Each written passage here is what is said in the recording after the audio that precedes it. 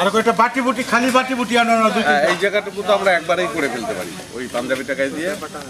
এও দেখতেছে disturb gate করব না, কেটে কেটে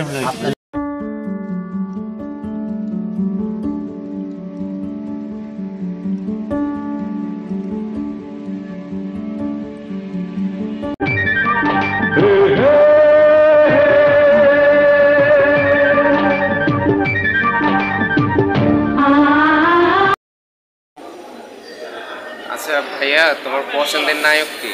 তুমি আমি তো কোনো নায়ক না। তুমি যে অভিনয় করো, তোমার মতন অভিনয় বাংলাদেশে আর কোনো দ্বিতীয় নায়ক আমার জানা মতে নাই। ও তাই নাকি? ভাইয়া জানো, মোশাররফ করিম আমার খুব পছন্দের নায়ক। আমার না ওর সব নাটক দেখা শেষ হয়ে গেছে। এখন আমার খুব ইচ্ছে ওনার সাথে দেখা করব, কথা বলবো। প্লিজ তুমি ওর নাম্বারটা একটু ম্যানেজ করে দিতে পারবে আমাকে?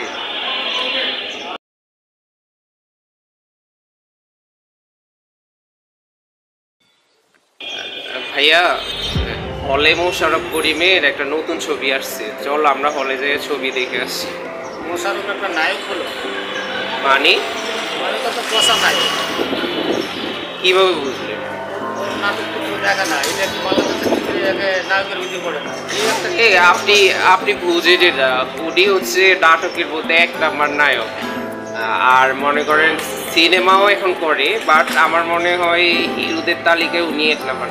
জানো, আমি আজকেও 10টা নাটক দেখলাম মোশাররফ করিমের। আমার ভক্ত সম্পর্কে কিছু বললেন না, আমার খুব খারাপ লাগে। খাওয়ানোর টেস্ট আছে, বুদ্ধির তো কোনো টেস্ট নাই। আমি মোশাররফ সাহেবের নাম্বারটা সংগ্রহ করেছি। তাই? নাম্বারটা বাসার অ্যাড্রেস আছে? বাসার অ্যাড্রেস, মোবাইল নাম্বার সব কিছু আমি সংগ্রহ করেছি। ও তাই নাকি? আচ্ছা আচ্ছা, ওনার নাম্বারটা একটু আমাকে দেন please please.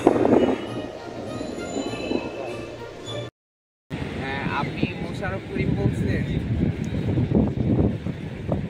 G G sir, আমি আপনার অনেক বড়। কথা কথা এত সার বলবি না, এত সার বলা আমার ভালো লাগে না। আপনার নাম্বার আমি আপনাকে আন্তরিকও দিব না। আপনার বাসার অ্যাড্রেসটা বলেন, আমি আপনার বাসায় আসি। উত্তরা কত নাম্বার সেক্টরে লিখে দেন। ও আচ্ছা, ঠিক আছে স্যার, আমি আপনার সাথে দেখা করতে আসবো। হ্যাঁ, ঠিক আছে ঠিক আছে।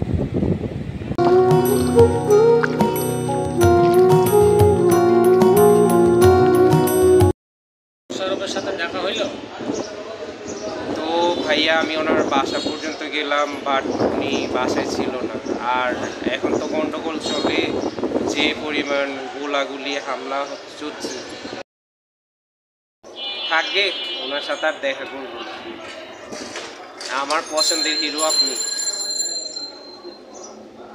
কারণ আপনি তো নাটক করছেন, আপনাকে লক্ষ লক্ষ মানুষে দেখছে, আপনার জনপ্রিয়তা বেড়ে যাচ্ছে।